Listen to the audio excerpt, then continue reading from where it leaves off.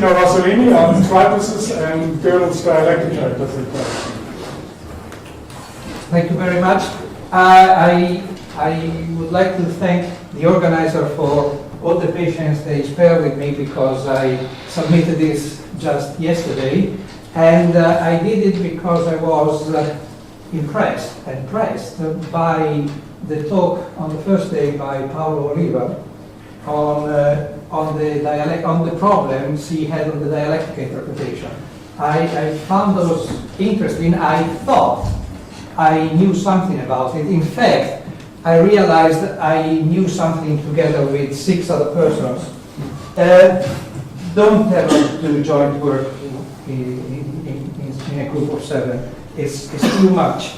It started sometime in 2005.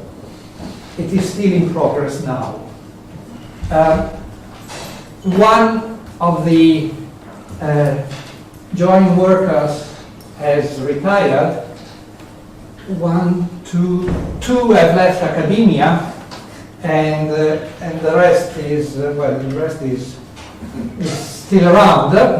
You see, I mean, they have different styles. These are pictures that are fairly up to date, I mean, there are some of them have certainly style, some others don't.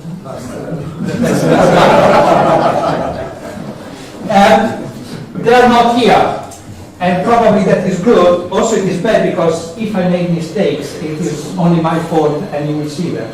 This is the overview of the talk, which will probably extend beyond time, so you'll be very happy. I will talk about the dialectic interpretation the way we studied it in those years. It came out of an idea of Martin Hyland originally, of presenting Gödel's dialectic interpretation using Triposes. Triposes was an invention of 3 joint workers, which is a better group than 7. Martin Hyland himself, Peter Johnstone, and Andy Butz. And I'm going to try and talk about that first, and I'm afraid for you I have to mention categories heavily. The reason why I do this is because usually when I confront myself with some mathematical structures, I like to see what category theory can tell me about it. And I'm afraid that this is what happened here. Talking about the Dialectica Topos, the Dialectica Tripos, I have to tell you first what hyperdoctrines are. And quite appropriately, they appeared a very long time ago, in fact, in the Dialectica journal, in a paper by Biering.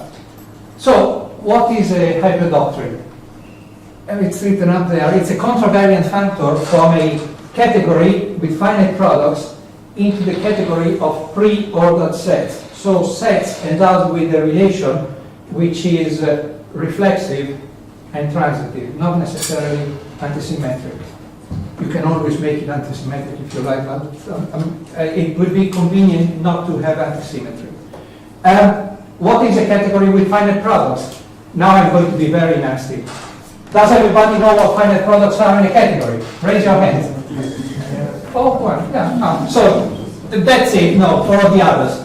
It's for every pair of objects a triple consisting of another object, which unfortunately I will denote as if C and D were sets, because I put in a cross just between them. They are not sets, they are objects in the category, and that cross just is a notation like any other, and 2 arrows in the category which have a very peculiar property. Whenever I try in the category to fill in the space between C and D with another object, another 2 arrows, well, there is always a unique interconnecting arrow like that. Because that F is unique, when I need to write it, I will write it functionally depending on the 2 external data, F1 and F2. Okay, so that is binary products. For the finite products, you also need a terminal object. Let's not worry about that too much. But a hyperdoctrine is a lot more structured. For every object, there is a poset, a pre-order set. Poset means pre-order set, P P of C, which you should think of it as the properties you're allowed to talk about on C from the point of view of the hyperdoctrine. And to talk about it, to use logic in a sense, that PC has to be a Hatin algebra, and the Hatin algebra operations have to be compatible with the factorial structure. So whenever you can change from a PD to a PC via an F, from C to D, mind you, the functor is contravariant, so that adds complication to it. Well, it doesn't really matter if you're talking first about the conjunction of two properties and then you transform them, or you transform the properties and then you talk about the conjunction. The two conjunctions are in different places, but they work accordingly. And similarly for all the other operations. The dots are just because the definition is not over. There are two more, well, I mean, a few more conditions which look like they're just two, but no, there are many more. There is a condition about every projection. So a map in a product diagram in the category C. And you can look at it. I will have to spend half an hour to try and explain what is the intuition about it and give you the explicit definition. It refers to left adjoint and right adjoint. They were called Galois connections a long time ago by algebraic logicians. Now that's the standard name. And again, the condition is, and the writing is suggested, mind you, and the condition is that it doesn't matter if you apply this left adjoint or right adjoint before transforming a property along F or after. And finally, and this is probably the crucial part that I will have to talk about when I refer to the dialectic interpretation, for each object in the base category C, something equalis, something that tells you about the quality of things in X, whatever that means. And again, it has a property which is written in categorical notation with an equivalence, which tells you when you can confront this property with any other property in the right place, which is that also. And you can compare those two, equalis before P, exactly when you know this about P, on a completely different object, X, not X cross X. Well, if you keep those in mind, I'll give you the first example. If you thought I was talking about logic, you were absolutely right. The first example of a hyperdoctrine is given by any type theory. Let's say first order type theory with equality. First, the category C. It is the category of context and terms in context. So the objects are list of variables, type variables. Each index is different and it gives you a different variable.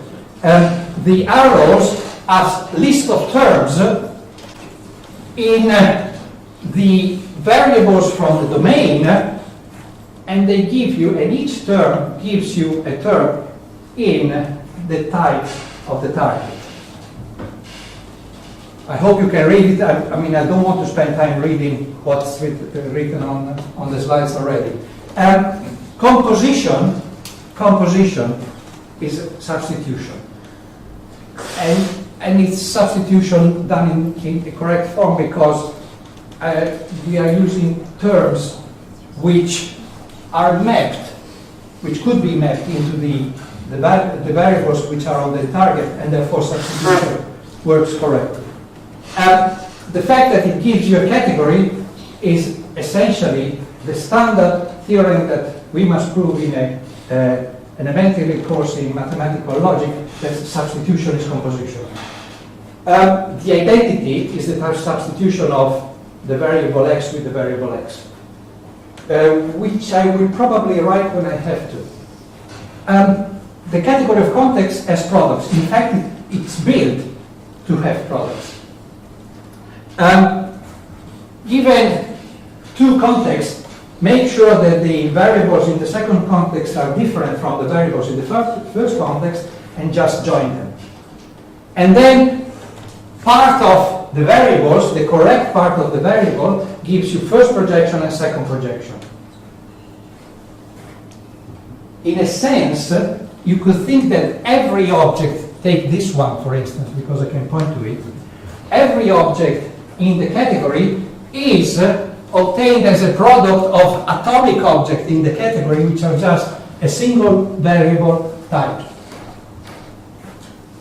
And the empty product, this time I mentioned it, is the empty context. So closed terms are arrows from the empty context. So I've copied the data for the category up there because I have to mention the hyperdoctrine. I don't think I'm going to surprise you at all. On a context of n variables, take the pre-order set of well-formed formulas with at most those variables as free variables, and order with the consequence relation given by the theory you're using. It has to be a contravariant functor, so given an arrow from the context with the x's to the context with the y's, it has to go in the other direction, and taking a formula in these variables, again, it is just substitution of the variables with the terms, which are in the y's, that give you a formula in the y variables. It works because formulas are defined independent of substitutions. And the commutative diagrams that I mentioned about naturality of the operations are just ensuring that substitution is correct. I've put on the slides, I can see that some of my colors don't work, pity. I've put on the slides just two examples in order to let you see how slightly different they are. Here, it is something that has to do with algebraic structure on the pre-orders. Here, I'm actually using something which is given by the base category C. Finally, to make sure that we have also that property equalis on every poset on a product of an object with itself, well, let me just look at the case where the context consists of a single variable. I'm looking for something that has to appeal to the diagonal map into the context text in T times the context text in T. That is exactly the double substitution of the variable x for the same variable x and the variable x prime in the product. And the condition, I've copied just the definition of what the formula must do, and this is the property that it must satisfy. I mean, if I take x equal x prime, I do it. It's precisely talking about the identity. It must satisfy substitutivity in order to verify the condition with an equivalence. And in general, on a product of variables, on a general context, the equality, the property, is just the conjunction of the component-wise equalities. Other examples of hyperdoctrines. Probably the easiest example, take the category of sets, and take the power set construction. On the functions, do not use direct image, but use inverse image.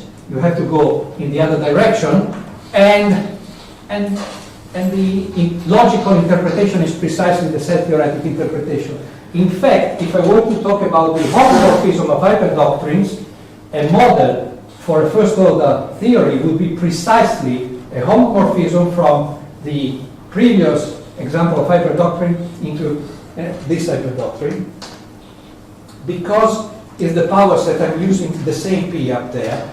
Please note that the power set of a set is the same as the set of characteristic functions from the given set A into 2, and change 2 to any complete 18 algebra I wrote there. If you prefer to think of a Boolean, complete Boolean algebra, you're most welcome, do it. Nothing changes at all. The same construction, essentially the same construction, just changing the set of truth values gives you another hyperdoctrine. The definition of all the logical structure is done pointwise. This essentially appeared for the first time when Mike Foreman was beginning to translate the construction of the Boolean valued models for ZF in the language of Grothendieck toposes, and it appeared in that paper on the Springer lecture notes. That raising h to the power will be the notation I will use for a hyperdoctrine like this. And now, what is a tripos? A tripos is an acronym, which is the easy thing. When you read the acronym, you wonder why you're looking at it. It's a very difficult definition. Actually, I will just state that the next hyperdoctrines I will construct give you triposes. I will not check it. You'll have to trust me. Triposes have appeared, as I said, in that joint paper. The idea was already in the air. It ended up in an excellent PhD thesis of Andy Pitts. It reappeared again in other forms, especially in this paper by Jonas Frey, who realized that the construction of the topos from the tripos consisted of not just a single step, but a few interesting steps. So, do I tell you what the object of a topos obtained from a tripos are? No, not really. I have no time. It's written up there. I think it's impossible to read it unless you've practiced with contravariant functors, with index categories, with vibrations, whichever way. But if you think of the logical intuition that the hyperdoctrine of context gives you, and you squint a little bit, you can think that those projections are up there are more or less variables, and if you write them as variables like that, then you begin to see something else.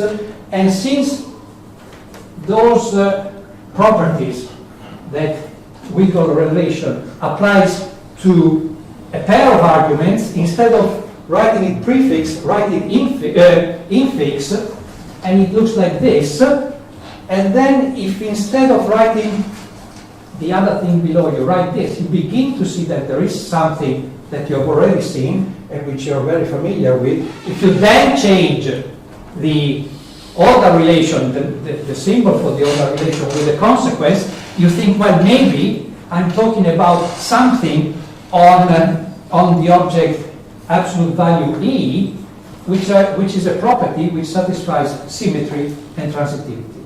And that's exactly what it is. Once you've done that, the first thing one can do is actually extend to these ideas the logic that you had on the original objects, because the properties that can talk about this possible equality are just the properties that are substituted with it, and you put an order on it, and this allows you, in fact, this is a logic that allows you to define the arrows of the topos. Again, this if you're interested in the construction, this is the paper to read. It's very crisp, very clear. It gives exactly the intuitions I've been mentioning in 3 minutes. It takes longer than 3 minutes to read. So, why all this? Because given a hyperdoctrine, one can construct that extension of the hyperdoctrine C of P, and in which C embeds. In order to embed C, it's necessary to use exactly that equality predicate, and essentially looking at the graph of the arrow F. And now, finally, the Dialectica Tripos. Well, first I'm going to talk about the Realizability Tripos, introduced by Eddie Pitts. It's the topos theoretic way of looking at realizability, if I may say it that way. Again, one needs to give a hyperdoctrine, so here it is. In order to define the hyperdoctrine, one has to give the pre-order sets RA, RB, and the transformations between them, and the definition of RA is written up there. And if you look at it very quickly, you see that there is a condition on numbers which must work uniformly on the elements of the indexing set, and it must be something that relates to realizability, because then the condition is a condition for realizing an implication. Alpha A entails beta A, and that's exactly what it is. If you work out the connectives and the logical constructions, I let you stare at them, I hope you can read them. They are essentially the constructions that one has to perform in the realizability interpretation. You may find slightly strange that there is nothing to do with computational content in interpreting the existential quantifier and the universal quantifier, let alone the identity. But that's because the objects sets in set will appear as totally undiscrete objects in the realizability interpretation. They will have no computational content, and that is exactly what is written there. And sorry, I'll go back because I want to notice one thing. While in the hyperdoctrine obtained from a complete Haitian algebra, the operations were given pointwise and the structure was given pointwise. Here, the structure is certainly not pointwise because I would have to swap the quantifiers in order to get it pointwise. But the operations are pointwise. And if you take those constructions encoding pairs of numbers as numbers, my double angle brackets indicate exactly the encoding of n and m as a number, you can write the definition of all the connectives as they were pointwise operations. Again, the pre-order structure is not pointwise. Even the pre-order can be defined in terms of these operations. And the Dialectica Tripos. And it is a tripos. And the definition is ghastly, I would say. I'm sorry I'm not Paolo, because his presentation of the Dialectica interpretation was fantastic. This, I don't know, is Paolo here? Yes, he is. This is the other side of the coin. I'm sorry. It gets into the details. Well, essentially, it's like realizability. Instead of defining array, one has to define a different pre-order set. It is written up there. Q is introduced as those set of triples of subsets of numbers with very peculiar properties, certainly very peculiar properties, and the condition for the pre-order reflects the dialectic interpretation of implication as it should, and there are two calls for recursive functions E and E that have to do exactly what Paolo was asking when he gave his presentation on the dialectical interpretation. The point is that the basic operation, it all works, and the basic operations can be defined pointwise. And this is my attempt to write down the pointwise operations. I've done this since dinner last night and my visit to the hospital this morning. I'm pretty sure that what I've written is correct, but I like to look at it. What is crucial, and I think this is pointing in the direction that Paolo was referring to, is that in this setup I can talk about equality on undiscrete objects. And this is really what was missing it was exactly the point he was making, I think. If I may just put up the last slide and finish, well, the joint work. In the joint work we did on the Dialectica Topos, we discovered that we could connect the Dialectica Topos, which is obtained from that Tripos, with the Realizability Topos, the effective Topos, and we were surprised to discover that the Dialectica Topos is actually an extension of the effective Topos via an H-value interpretation. So in a sense, it is obtained by using a forcing condition on the realizability interpretation, and we have not been able to understand what that forcing condition was doing. It's joint work and it's still in progress. Thank you. Thank you.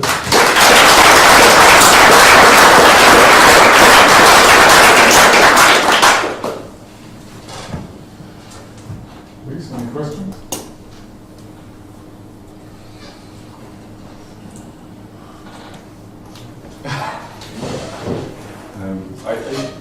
I think the question should be, why does, it should have to do with contraction, right? Why does it A and A imply A? Yes. Because you're not taking the Bill-Nahm version in this definition. No. It does because it implies in the sense, it implies A, and A entails A in the sense of the pre-order on the structure. It does because the conjunction is the right adjoint to the diagonal as it should be. Yes, it does. We have to check, but we have to spend half an hour to do it, but we can do it. Okay. I don't think he would allow me. So can I do it? It does. Well, I don't know. Maybe he wants to ask another question. What? Yeah. Very simple question. Could you just say what about the shape of the H? You said you were able to, or is it just a bit complicated? It's very difficult to say what the shape of the H is because it's a suborder of omega times omega times omega in the effective topos, and when you look at omega in the effective topos, when you look at it from outside, you see only two elements. So as a picture, from outside is trivial. We've been looking for a logical description from inside and failed to give it. But we have an explicit description of it, but it says very little. So the fact that it's so that omega to the omega to the omega is involved, is it related to the definition of a map in this, the fact that we use, is it like double negation of no, it's something? Double negation is required. You're working with something which has also to be double negated, but no, I'm not answering the question. It's a very interesting question. Okay, I think we have now this coffee-less break until 12:30. Okay, thank you.